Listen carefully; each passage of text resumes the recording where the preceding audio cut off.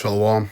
First and foremost, I want to start off by giving all praises and honor and glory to Yahweh, Bahashem, Yahweh Shai, Bahashem, Rakakadash, and double honor to the apostles and the elders and the bishops of Great Millstone. Rule well, and I've taught me this word in truth and sincerity. And peace and mercy to the whole full elect out there that's pushing this word in truth and sincerity across the four corners of the earth. And the rest of you that sincerely believe, peace and mercy to you and your household. So, quick lesson. I got two precepts I want to bring out, and this lesson will be entitled, All You Got Can Be Get. All right? So, just recently over this nonsense with Diddy, all right, I've been meditating on the fact that even in the world, everything that you have can be taken away from you in a moment, okay? And that's what the scriptures tell us about that. They mention lay up not your riches, lay up your riches in heaven and not on earth, right? Roughly paraphrasing. And that's because, well, let me actually get that precept so I don't debauch it. Let's quickly change this.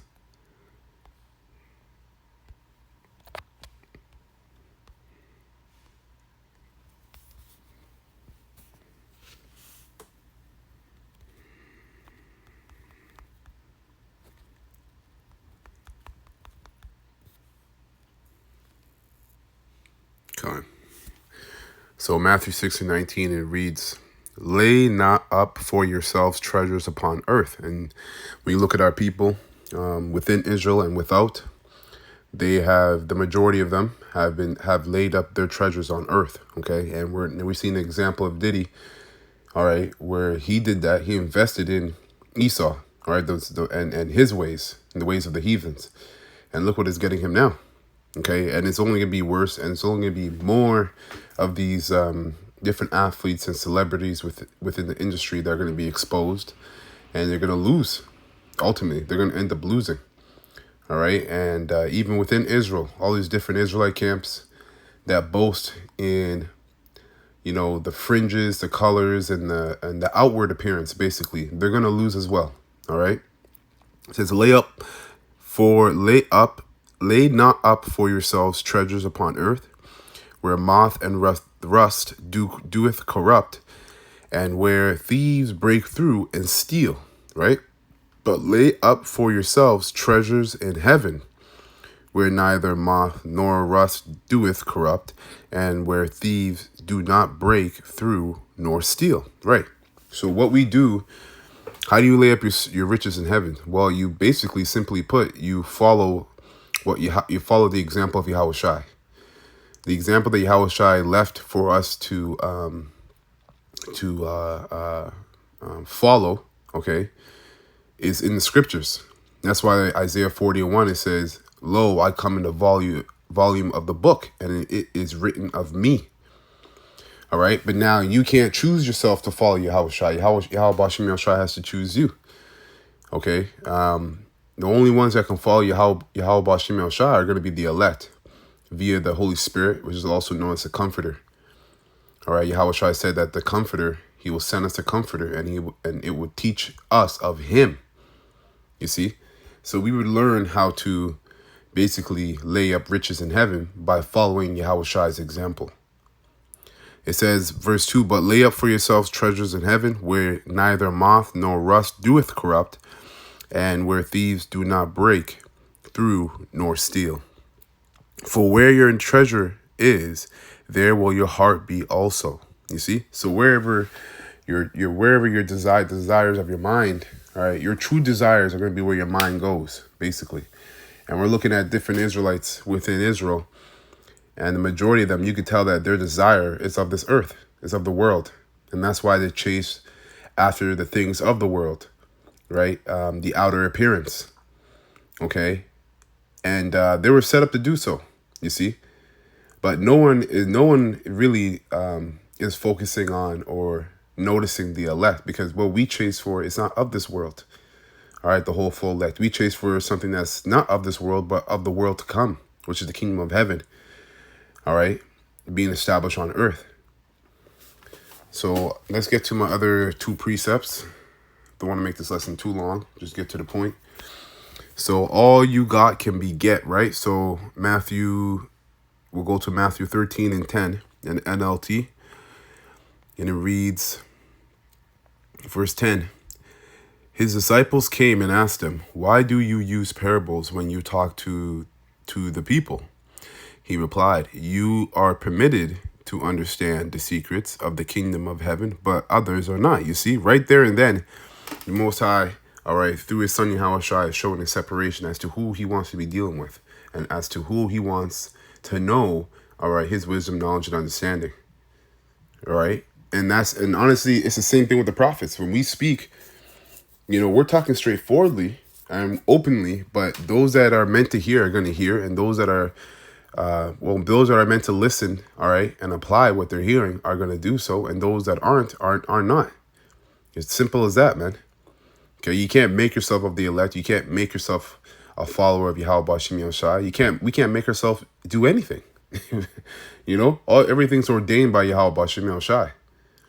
This life that we live is a life of lots. Okay, that's a lesson.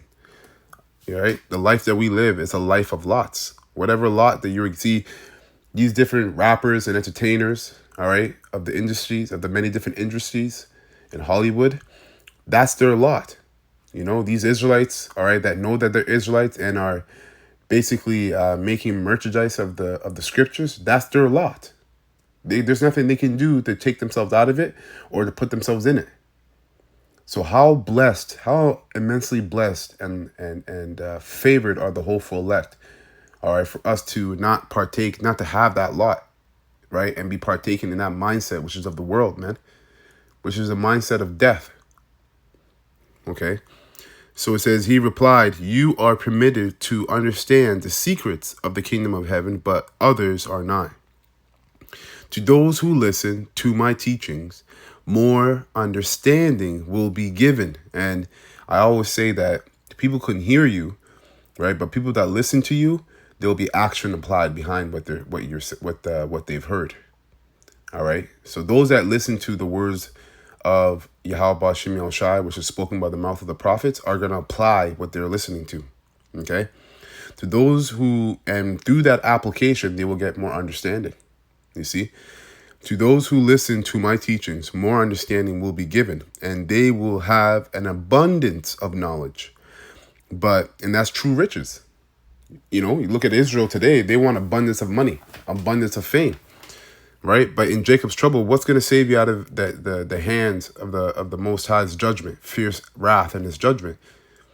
Well, first you have to be of the elect, but second, Isaiah 33 and 6 says, "Wisdom and knowledge shall be the stability of that times, and the fear of the Lord," right, which leads to obedience, "is His treasure."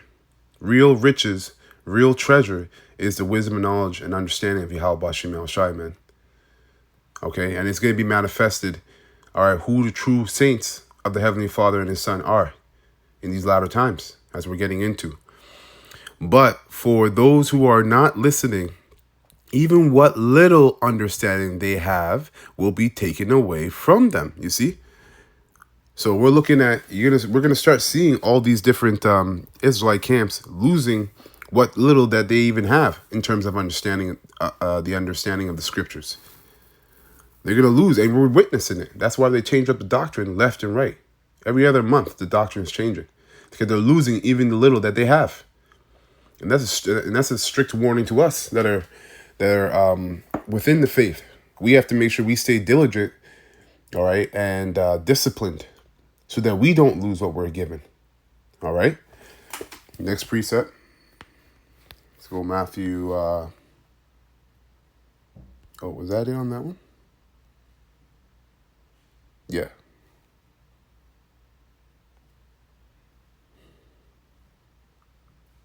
Yes, Salaki. So Matthew 25, the last one here, and I'll start at 23. So Matthew 25 and 23, it reads, "The master said, 'Well done.'" I'll start at 22. It says, the servant who had received the 2 bags of silver came forward and said, "Master, you gave me 2 bags of silver to invest, and I have earned 2 more."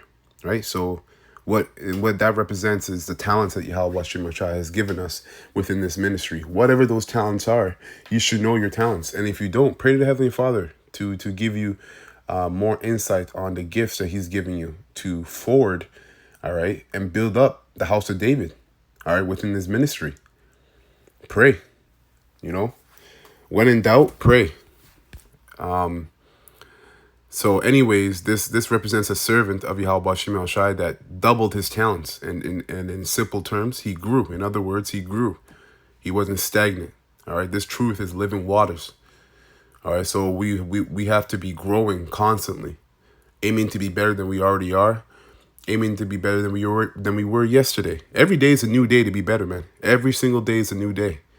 The scriptures talk about that. So it says here, the master said, well done, my good and faithful servant. You have been faithful in handling this small amount, right? Because not all of us is given the same portion of faith, understanding, wisdom, so on and so forth. All right. But whatever we're given, we're supposed to adhere to that with the utmost sincerity and diligency. All right. So that we can grow and be given more, It says the master said, well done, my good and faithful servant. You have been faithful in handling this small amount. So now I will give you many more responsibilities. You see, let's celebrate together. And I'm speaking as a man, but I believe this is going to happen in the chariots. I believe it's going to happen in the chariots. Brothers have been having dreams over the last couple of months of men that of the hopeful that getting beamed up, but also those goats, all right, the sheep and the goats both getting beamed up, and there being a separation in the chariots. Brothers have had dreams about that the last couple of months. So that's what I believe. But verse 24, it says, then the servant with the one bag of silver came and said, Master, I knew you were a harsh man, harvesting crops you didn't plant, and gathering crops you didn't cultivate yet, cleaning house. I was afraid I would lose your money, so I hid it in the earth. Look, here is your money back. So this servant thought he was being slick, right? And really, when I read this, I think about how that doubt demon comes upon all of us, and you doubt yourself in this ministry, man. And what that doubt demon does is just makes you stagnant, all right? It doesn't make you move. It doesn't make you progress. It makes you stagnant. And that's the worst thing we can do in this truth, because this truth is living waters. Like I said, it's ever flowing, it's ever growing, right? So you don't want to be stagnant. You got to rebuke those doubt demons, man. Okay, because that's likened unto death, not being able to move, being stagnant. And that's what happened to this servant. He basically doubted that he was able to change the money Yahweh Shem Shai gave him. And so what he thought was smart was to hide it and then give back the same portion that was given to him, the Yahweh Shem Shai, which is complete idiocy, man. Complete stupidity, because Yahweh Shem Shai, okay, when he comes back, Yahweh Shai is looking for more than he gave you. Right? That's how you show that you were growing. You weren't stagnant. So, but the master replied, you wicked and lazy servant, if you knew I harvest crops I didn't plant and gather crops I didn't cultivate, why didn't you deposit my money in the bank?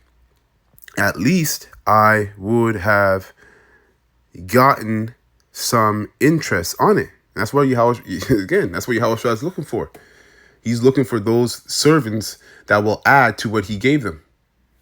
All right. Any smart and wealthy businessman that invests in different, that has investments in different corporations and whatnot, they do their research. They don't just invest to get the same amount of money they put in. They invest to get triple, double, quadruple the times of the money they put in. So how much more Yahweh Shai freely giving us gifts? We have to be serious and diligent, brothers and sisters, man. Mainly to the brothers, because we're at the forefront of doing this work. We're coming so close to that time. We have about 3 months. We have about 3 to 2 months left in the year. Okay? So it says, but the master replied, you wicked and lazy servant, if you knew I harvest crops I didn't plant and gathered crops I didn't cultivate, why didn't you deposit my money in the bank? At least I could have gotten some interest on it.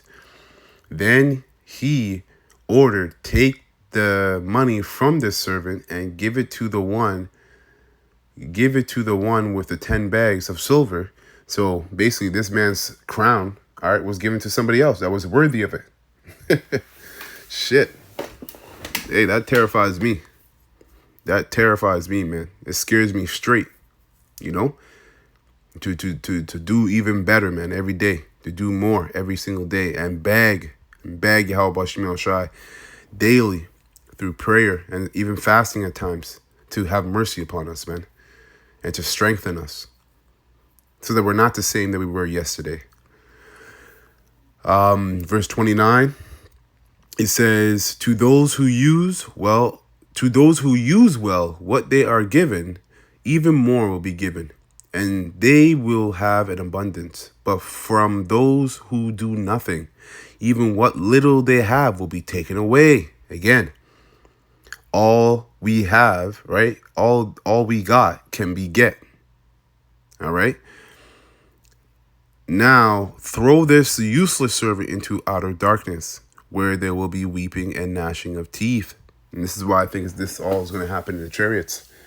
Because if you're already on earth, where are you going to be thrown into, right? It makes sense to me that we'll be in the chariots, and like the scriptures say, Yahweh will separate the sheep from the goat, and obviously from the wicked servants from the righteous servants, and those wicked servants are going to toss out the terrorists into the lake of fire, which is Babylon the Great, America. Anyway, so that's it. That's the message, man. Hopefully that was exhorting and edifying to the whole full elective nation of Israel. I'm going to close by giving all praises and honor and glory to Yahweh, Bahashem, Yahweh Shai, Bahashem, Ruach HaKodesh. Double honors to the apostles and the elders and the bishops of Great Millstone who rule well and have taught me this word in truth and sincerity. Peace and mercy to the whole full elect out there that's pushing this word in truth and sincerity across the four corners of the earth.